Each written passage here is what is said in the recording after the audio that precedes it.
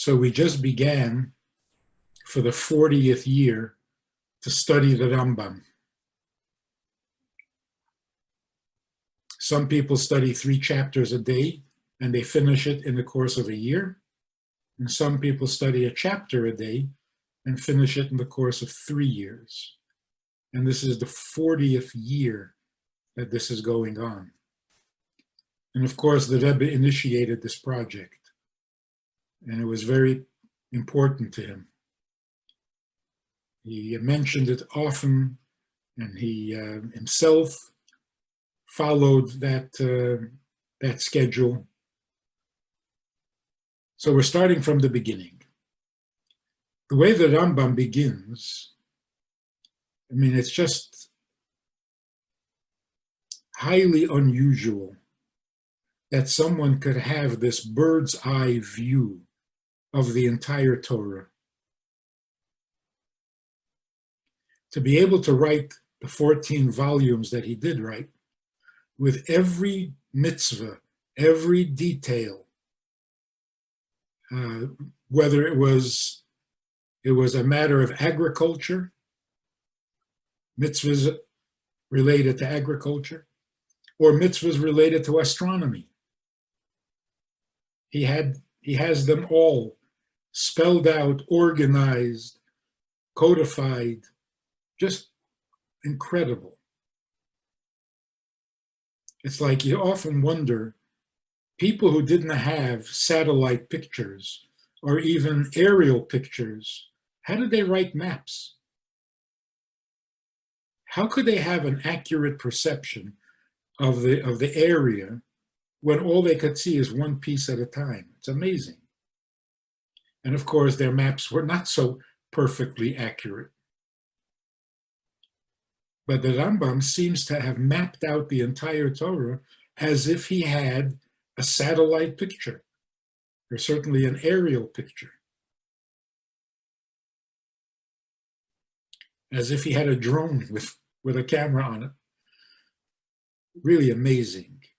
So he lays it all out so precisely, like computerized. So the first thing he does is he gives you the name of the leader, the Torah authority of every generation from Moses until his time. By their name. That is the trail of tradition. That's how it came down to us. Every generation had many scholars, but there was always one who was responsible for the maintenance of Torah. So that we know exactly what happened at Mount Sinai, what Moshe came down off the mountain with. Because not everything was inscribed on parchment. The bigger portion of Torah was oral. So for example, Moshe comes down off the mountain and he says, you're not allowed to mix meat and milk. Okay, what does that mean? Don't cook meat in milk. It's mother's milk, okay. Can't cook it together. How about if it's not cooked? You're just having a glass of milk along with your hamburger. Also not allowed? Well, how do you know that? That's not written. So when Moshe came down off the mountain, did he tell the people, don't have milk with your hamburger? I mean, after a while when they got meat, when they complained that they didn't have meat and they got meat, then, of course, they already knew you can't have a glass of milk with meat. How did they know that? Because Moshe told them orally. So most of the Torah was not written down. There is more that was given orally than was given in writing. So that is the entire Torah. Now, who kept that information, kept that chain from breaking, so that we know that the information we have today is reliable and authoritative, and it comes directly from Moshe? So the Rambam, whose name was Moshe, spells out or gives you the names of every generation's Torah authority. So there was no break in that chain.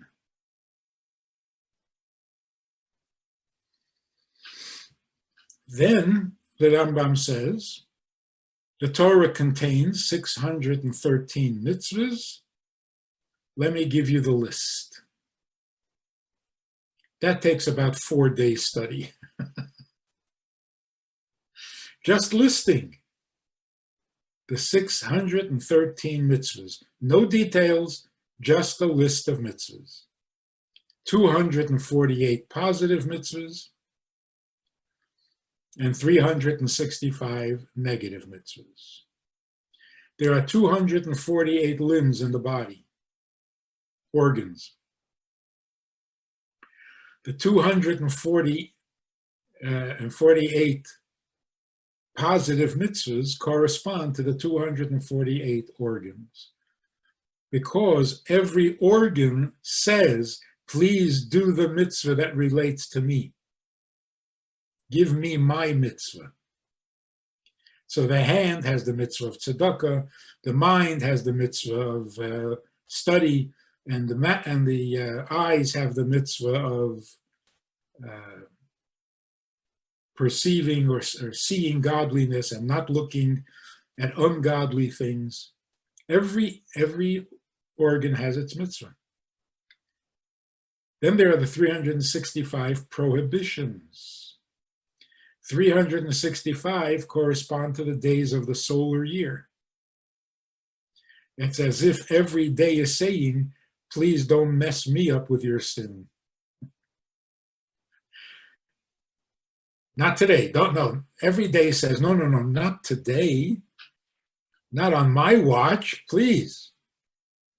Don't mess me up. So Rambam lists in an organized fashion all 613 mitzvahs. This eagle-eye view of the Torah earned him a title. People refer to the Rambam as Nesher HaGodol, the great eagle, because of this eagle-eye view where he sees the entire Torah laid out in front of him and sees how all the parts connect and where they fit. Is just a beautiful mosaic. Then he gets down to the first mitzvah. Drum roll. The first mitzvah in Torah. If you had to decide, what's the first mitzvah? There are a number of options. If you go according to the Torah, to the written Torah, what was the first mitzvah given? The first mitzvah was, be fruitful and multiply. So you could say that's the first mitzvah. Let's begin at the beginning. First, you have to be born. If you're not born, you can't do too many mitzvahs. So somebody better be fruitful.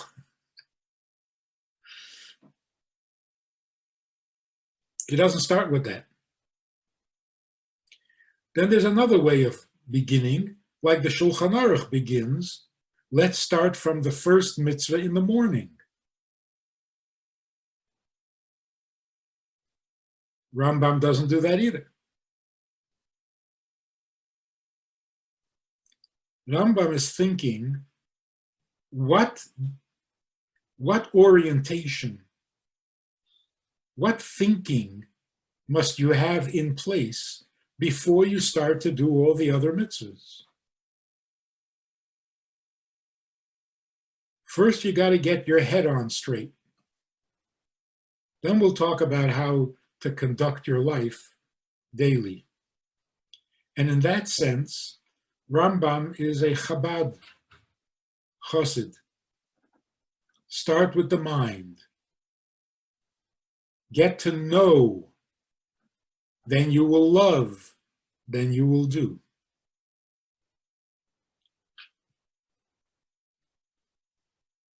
So the Rambam begins all 613 mitzvahs with the mitzvah to get to know God. Get to know him. Because to know him is to love him.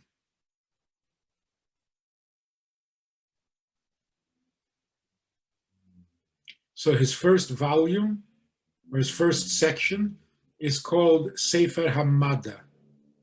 The first thing is what you need to know. So what's interesting is that some other writers, authorities, begin with the mitzvah to believe. The first mitzvah is to have faith, to have belief in God. I mean, how do you start without that? Rambam decides you can't use that as your first mitzvah. In fact, you can't even consider it a mitzvah. Because mitzvah means a commandment. How can there be a commandment to believe in a commander? This makes sense? If you don't already believe in a commander, who's giving the commandment? So when you say commandment, you're already assuming that there's a commander. So believing in a commander is not a mitzvah. It's not a commandment. It's the commander. That we believe as a default position. Knowing that there is a commander, we can start listening and hearing and observing his commandments. So we believe in God instinctively, not because there's a commandment. You can't have God commanding that we believe in him. Because if you don't believe in him, who's commanding? So what is the first mitzvah? The God you believe in, you have to get to know.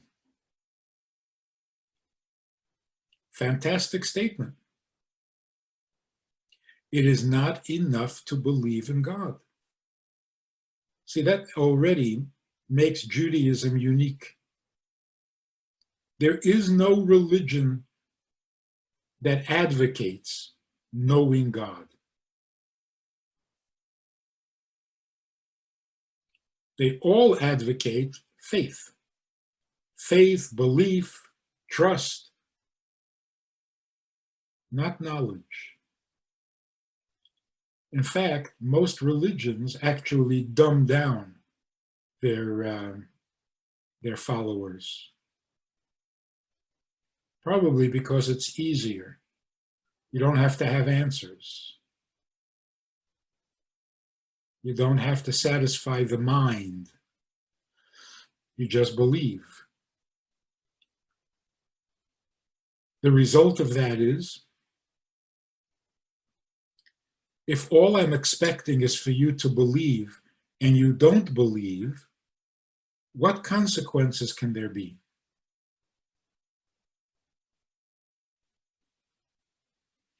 See, if you're working with intelligence and a person says, I don't believe, then you reason with him and you convince him that not believing is wrong. It's not intelligent. It can't be true. So if someone says, I don't believe, well, then get to work. Educate him. But if there's no educating, there's no knowing, there's no understanding, there's only the obligation to believe, and a person says, but I don't believe. So what is the reaction and the response?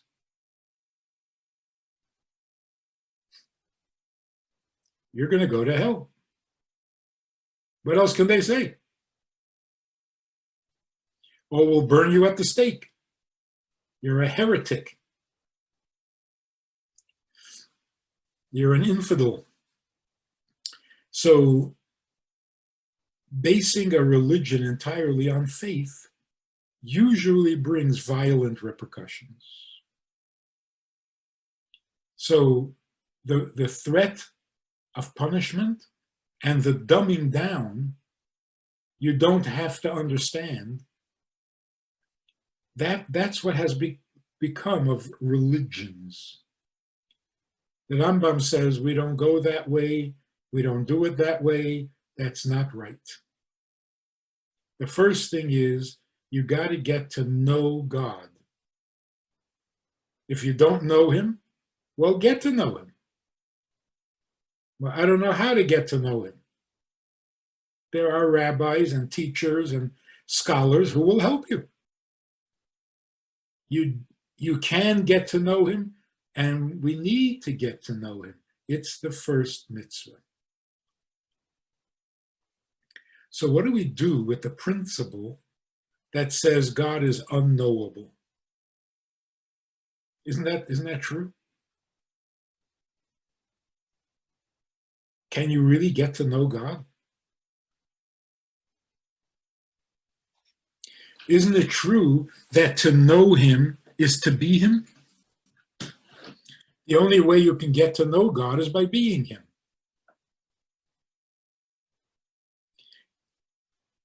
To some degree, that's true of everyone. How do I get to know you?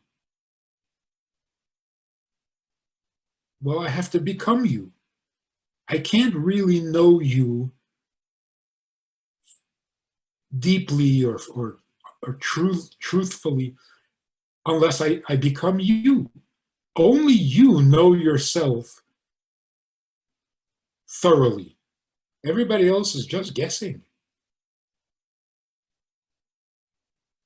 So being an outsider, I can form an opinion about you, but is that really you?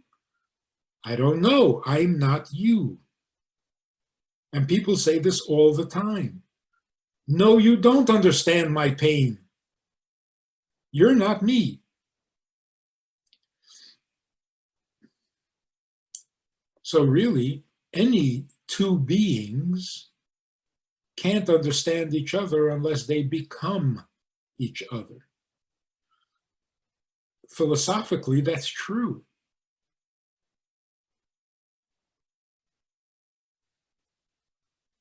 But does that mean that if you're married, you don't try to understand each other because you'll never understand without becoming the other?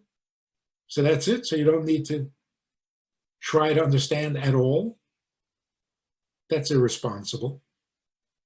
So even if it's true that we can't know God fully, totally, ultimately, it doesn't mean we shouldn't try to understand as much as we can understand. But that's just practical.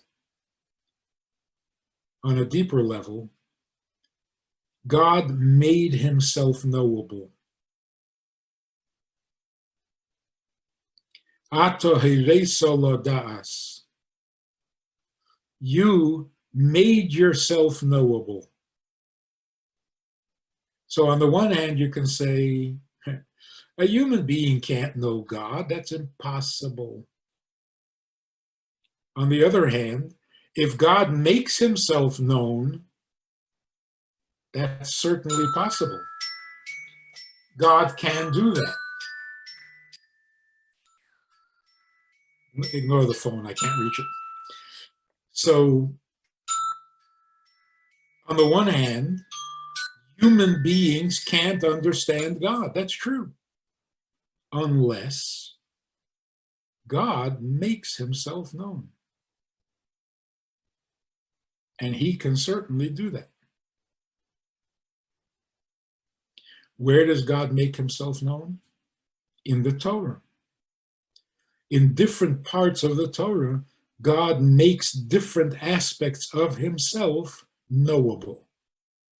So The commandments, for example, if you study all the commandments, all 613 of them, you know what God wants.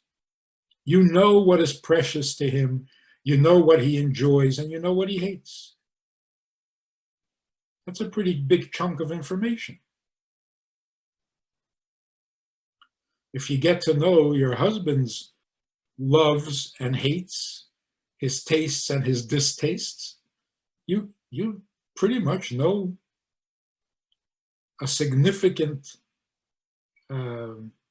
section or a significant portion of who this person is.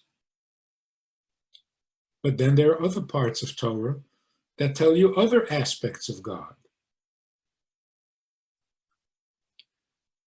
Why he created the world. What is his purpose? What is his goal? So if we study all parts of Torah, we get to know pretty much every aspect of God. At the same time, we also know that we are understanding God on our level. It's what a human being is capable of knowing. God reveals himself to the fullest degree of human intelligence. So anything that we don't know about God is beyond our intelligence anyway, and it would be irrelevant to us. So both things are true. We will never know God on a purely godly level, but we will know as much as human intelligence allows, which means we satisfy the mind completely. Anything that the mind can't know, it doesn't need to know and doesn't want to know. And that's where faith comes in. Emunah means I am comfortable with those parts of God that are not knowable. They're not knowable. It's not that God is keeping secrets. There are certain things about him that do not apply to intelligence. So your mind is missing nothing. Your mind doesn't want to know what is unknowable. Not interested. The mind wants to know everything it can know. And everything it can know, God made knowable about himself.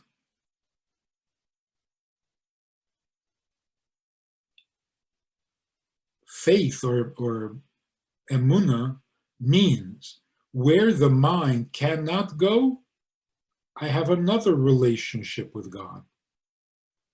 The mind is not my only talent. I also have the talent called faith.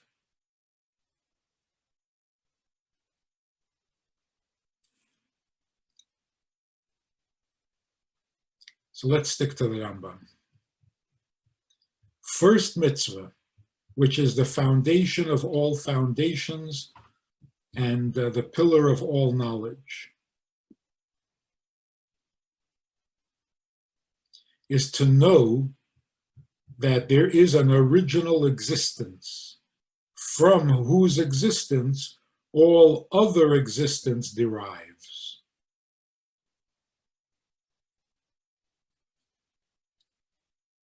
The obvious question is, does that even need to be said? Is there anyone in the world who doesn't know that? What's the mitzvah? Like to say, the first mitzvah is be intelligent. Like, come on. We're intelligent. Teach us something. So to say the first thing you need to know, as if you don't already know it, the first thing you need to know is that there was an original being and everything comes from the original being. Oh, come on. That should go without saying.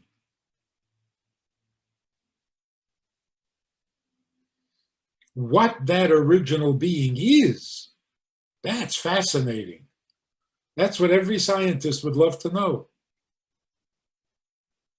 How did it begin? What's the original being? But to tell me I should know that there's an original being, of course there is. That's like saying everything starts at the beginning. Oh, really? That's profound. Everything starts at the beginning.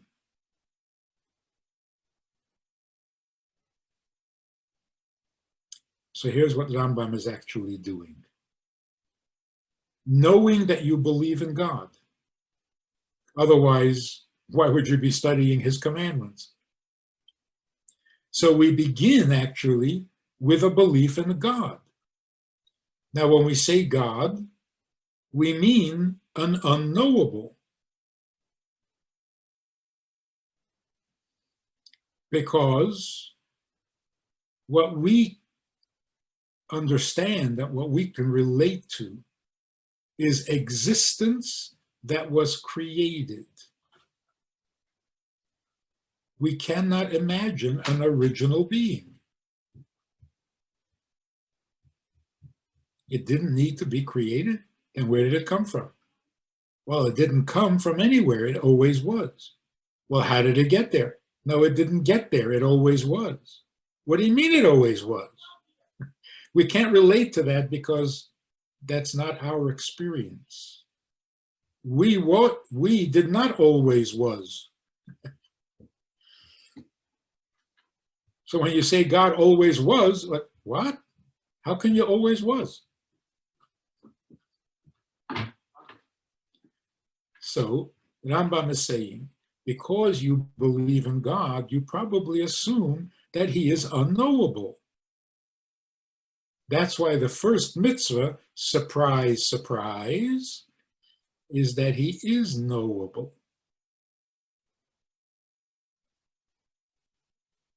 What is the first thing we know about him? Is that he exists in such a way, listen to this, he exists in such a way that all else can gain and be a result of his existence. Try that again.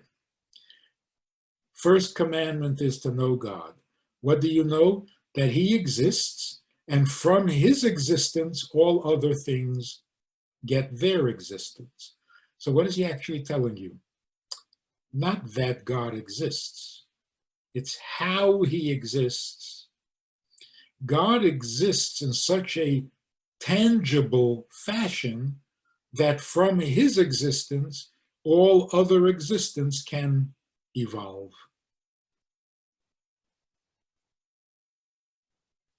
So his existence is not detached from all else. The way that he exists allows for everything else to exist. Now that is surprising, because we would assume that if God exists, it's completely different from our existence and there can be no relationship between the two.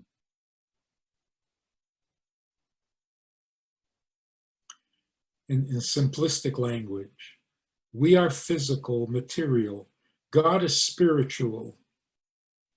The physical cannot come from the spiritual.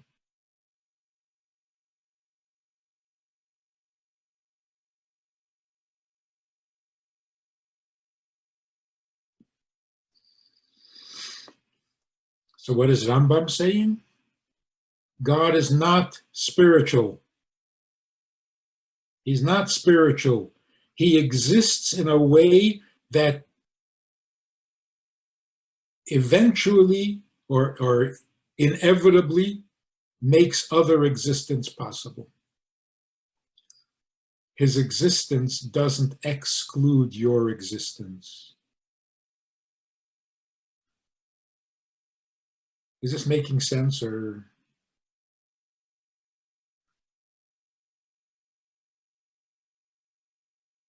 So let's try it again. You have to know that there is an original being from whose true existence all other existence derives. Because if he doesn't exist, nothing else can exist. But when he does exist, it gives existence to everything else. So what is he telling us?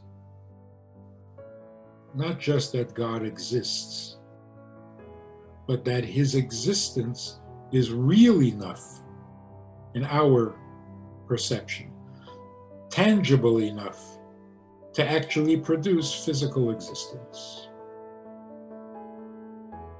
which means he is not spiritual, because the spiritual does not lead to the physical.